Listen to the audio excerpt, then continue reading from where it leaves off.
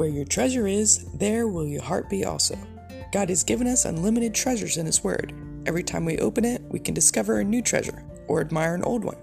What will we find today? Let's dig in. Here's Carla Early with Treasure Hunt in the Word.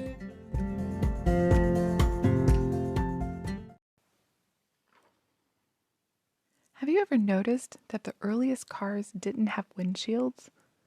I wonder who thought, hey, let's put a piece of glass here to shield the driver and passengers from the wind, rain, and bugs.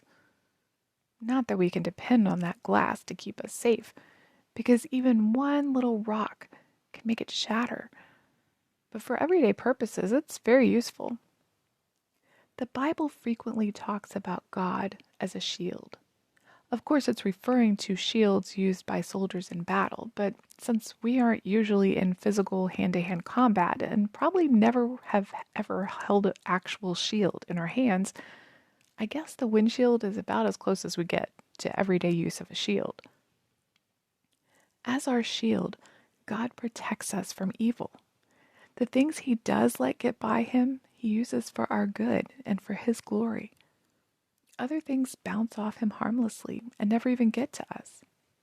Last Friday, I read Psalm 47, and another verse stuck out to me. Let me read you verses 8 and 9. God reigns over the nations. God sits on His holy throne. The princes of the people have gathered together, the people of the God of Abraham. For the shields of the earth belong to God. He is greatly exalted. Other translations say something like, for the kings of the earth belong to God. But in Hebrew, it actually says shields of the earth. What does that mean? After a little research, I found out that using the word shields was a Hebrew poetical way of saying kings. You see, kings didn't just rule over the land. They were in charge of protecting the citizens. The first line of defense, of course, was diplomacy, and if that worked, all was well. But if it didn't, and it came to war, a king would have an army to shield the people, and each soldier would have a shield. Each shield would have an insignia or something to identify that soldier with the king that he was fighting under. So those shields technically belonged to the king.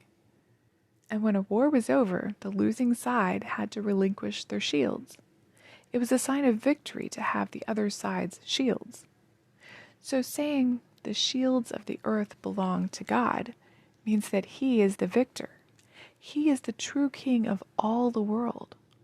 All other rulers are under Him. Their duty is to be subject to Him, to rule their people with His laws and protect them, not for themselves, but for God who rules all. It also means God Himself protects and defends the world. He shields and protects us because He is the King. He's in control. Much better than a windshield, isn't He? Much less fragile, too. And when it comes to spiritual battle, we can boldly say, You, Lord, are a shield for me, my glory, and the lifter of my head. The Lord is my strength and my shield. My heart trusted in Him, and I am helped.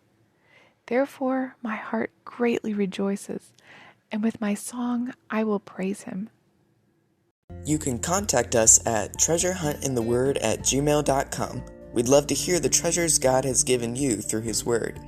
You can listen to other episodes at our website, which you can find in the description below. Thanks for listening, and remember, where your treasure is, there will your heart be also.